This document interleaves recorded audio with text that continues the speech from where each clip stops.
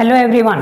तो हम लोग प्रश्नावली 13.1 का प्रश्न संख्या 5 आज पढ़ेंगे। देखिए, कहता है सवाल कि एक घनाकार ब्लॉक, घन के आकार का ब्लॉक है। यहाँ पे फिगर बनाते हैं हम।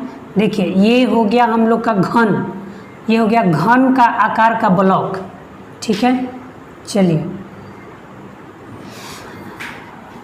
ब्लॉक के एक फलक को अंदर की ओर से काटकर एक अर्धगोला गड्ढा इस प्रकार बनाया गया है। कहने का मतलब कि देखिए, एक घनाकार ब्लॉक हो गया और इसमें अंदर से एक अर्धगोला काट के निकालना है। अंदर से देखिए, इसको हम अंदर से इस तरह से काट के गड्ढा करके इसको बाहर निकालना है।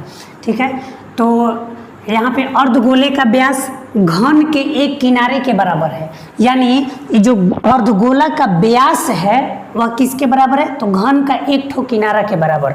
और जानिए कि घन का सभी किनारा आपस में बराबर होता है।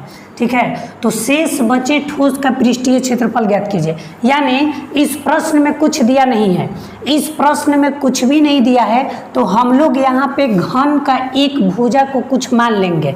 ठीक है, तो यहाँ हम मान लेते हैं कि माना घन की भुजा की लंबाई, ठीक है, भुजा की लंबाई हम L मान लेते हैं। तो अब कहने का मतलब ये भी L हुआ, ये भी L हुआ और ये भी यहाँ से यहाँ तक L हुआ। यानी जितना भुजा है वो सब L हो गया। तो जब भुजा L, तो अर्धगोला का व्यास क्या होगा? अर्धगोले का व्यास क्या होगा? तो अर्धगोले का व्यास हो जाएगा L।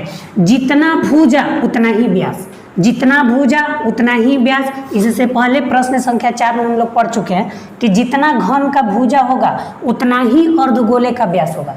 तो व्यास कितना? तो L। तो त्रिज्या कितना होगा? तो व्यास का आधा मतलब L बटा में 2। चलिए आते हैं, शेष बचे ठोस का पृष्ठीय क्षेत्रफल निकालते हैं। शेष बचे ठोस का पृष्ठीय क्षेत्रफल निकालते हैं।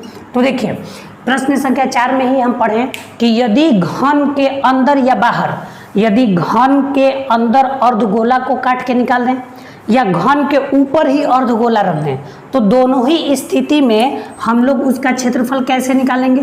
तो निकालेंगे घन का पृष्ठीय क्षेत्रफल, यानी ये पूरा का हो गया। और साथ में जब इसमें हम अर्धगोला काटते हैं तो उसमें अर्धगोला का पृष्ठीय क्षेत्रफल जोड़ेंगे, अर्धगोला का पृष्ठीय क्षेत्रफल। ठीक, और जब भी घन के साथ साथ अर्धगोला दिखाई दे तो उसमें से हम वृत्त का क्षेत्रफल घटा देंगे। क्यों घटाएंगे?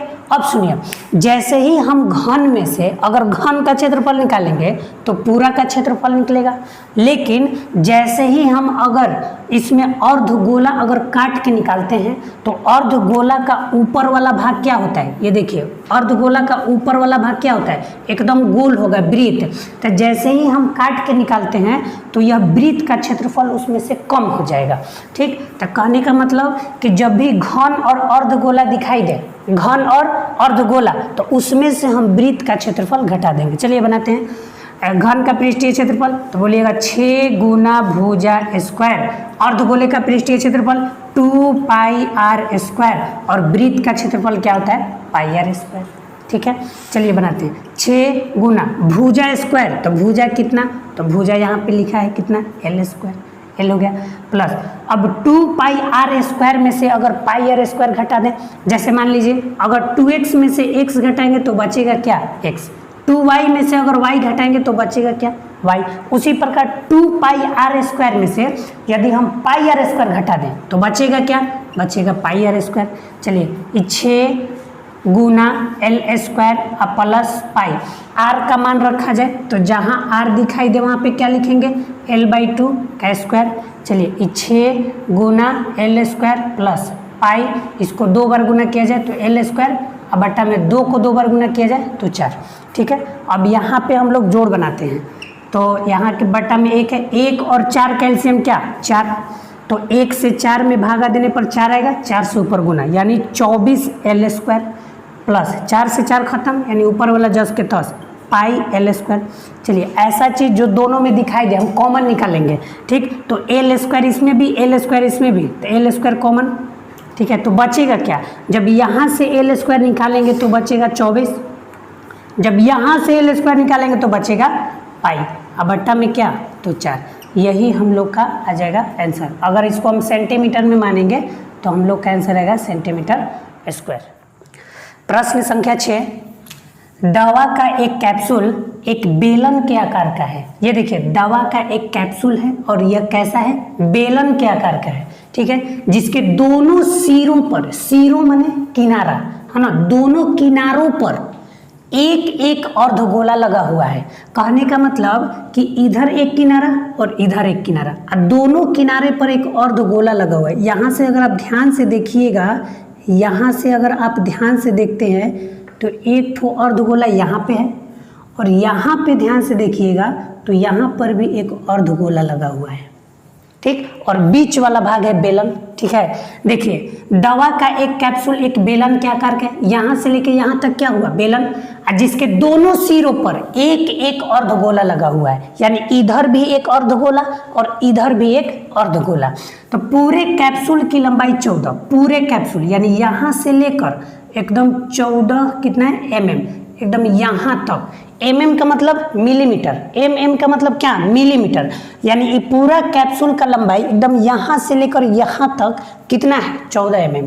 आगे बढ़ते हैं, और उसका व्यास 5 mm, व्यास का मतलब क्या, ये पूरा है ना, ये पूरा हो गया व्यास, पूरा क्या हो गया, व्यास। तो हमें व्यास से थोड़ी ना मतलब है, त्रिज्या कितना होगा, तो व्यास है 5 तो त्रिज्या कितना, उसका आधा, 5 का आधा यानी कितना, 5/2।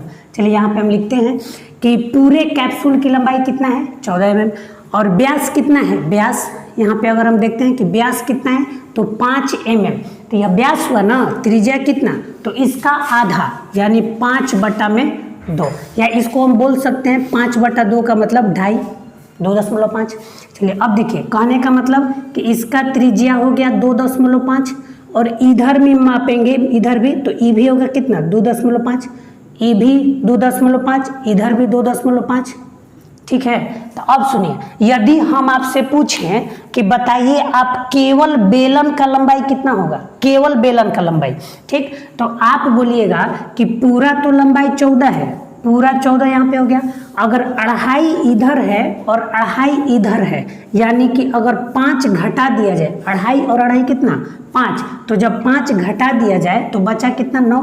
कहने का मतलब यहाँ से लेकर यहाँ तक बेलन की लंबाई कितना होगा, 9, ठीक है। यहाँ पे लिखते हैं कि बेलन की लंबाई कितना होगा, लंबाई h का मान कितना, तो टोटल 14, ठीक, और इसमें से 2.5 इसको और 2.5 इसको, यानी कितना घटा दिया जाए, 5, 2.5 इधर 2.5 इधर, अगर 5 घटा दिया जाए तो कितना आएगा, 9 mm। ये हो गया क्या, बेलन का ऊंचाई, ठीक है। अब सुनिए, हमें क्या निकालना है, इसका पृष्ठीय क्षेत्रफल क्या होगा। ये पूरे कैप्सूल का पृष्ठीय क्षेत्रफल अगर निकालना हो तो इसमें कितना चीज दिखाई दे रहा है, तो देखिए एक अर्धगोला यहाँ, एक अर्धगोला यहाँ, तो अर्धगोला कितना, तो 2 ठो अर्धगोला का पृष्ठीय क्षेत्रफल, और साथ में एक ठो बेलन का पृष्ठीय क्षेत्रफल, ठीक है। तो आप सुनिए, 2 ठो अर्धगोला का पृष्ठीय क्षेत्रफल और 1 ठो बेलन का पृष्ठीय क्षेत्रफल। फिगर में तो हमें यही दिखाई दे रहा है, बस इसका सूत्र रखकर और उसका मान रखेंगे, ये सवाल हम लोग का बन जाएगा। चलिए मान रखते हैं 2। अर्धगोला का पृष्ठीय क्षेत्रफल क्या होता है, तो बोलिएगा 2πr²। बेलन का पृष्ठीय क्षेत्रफल तो 2πrh, कॉमन निकाला जाए, ऐसा चीज जो दोनों में दिखाई दे। तो आप क्या बोलिएगा कि 2 इसमें भी है 2 इसमें भी है, तो 2 बाहर निकालिए, पाई इसमें भी है पाई इसमें भी है, पाई बाहर, आर इसमें भी है आर इसमें भी है, तो 2πr हम निकाल लिए। तब सुनिए, हम यहाँ से 2 निकाल लिए, पाई निकाल लिए, 1 ठो आर निकाल लिए, तो बचेगा क्या, तो 1 ठो 2 यहाँ पे और 1 ठो आर बच गया। अब इसमें से 2 और पाई और आर तीनों निकाल लिया जाए तो क्या बचेगा, h। चलिए मान रखते हैं 2, पाई का मान तो 22/7, आर के जगह कितना, या तो आप 5/2 भी लिख सकते हैं या 2.5 भी लिख सकते हैं, तो हम लिख दें यहाँ पे 5/2। अब सुनिए 2 गुना आर के जगह तो 5/2, एच की जगह, तो एच की जगह कितना 9। तो देखिए ध्यान यहीं पे देखना है, अगर आप यहाँ पे ऊंचाई का मान अगर जैसे ही आप 14 लिखेंगे आपका सवाल गलत हो जाएगा। यहाँ पे 9 लिखना है, इसको ही विशेष तौर पे ध्यान दीजिएगा। ये 9 कहाँ से है, केवल बेलन वाला लंबाई, ठीक है, पूरा लिखिएगा गलत हो जाएगा, 9 लिखेंगे यहाँ पे, ठीक। चलिए ये 2 से 2 खत्म, ये भी 2 से 2 खत्म, तब 22 × 5 = 110/7। अब आइए 5 + 9 तो कितना 14, 7 दूनी के 14, यानी आगे हम लोग का कितना 220 मिलीमीटर स्क्वायर।